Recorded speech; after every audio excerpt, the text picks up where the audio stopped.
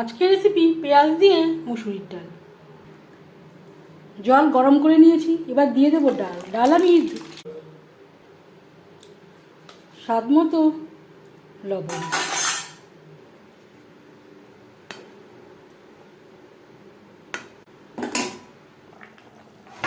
ঢাকনা চাপা দিয়ে লো ফ্লেমে সেদ্ধ হওয়া পর্যন্ত রান্না করব। ডাল বেশ ভালো করে সুসিদ্ধ হয়ে গেছে।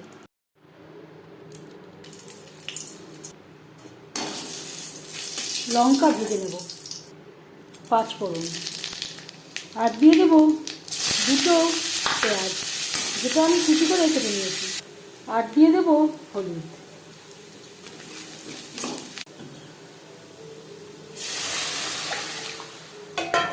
আর দিয়ে দেবো চেরা কাঁচা লঙ্কা। অর্ধেকটা ডাল আমি অ্যাড করেছি। রেডি।